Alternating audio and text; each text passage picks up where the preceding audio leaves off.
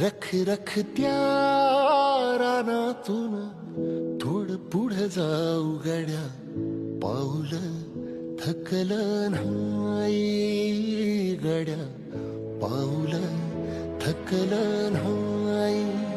सुकलेल्या भाकरीला पानसंग खाऊ गड्या, पाऊल थकलं नाही गड्या, पाऊल थकलं नाही.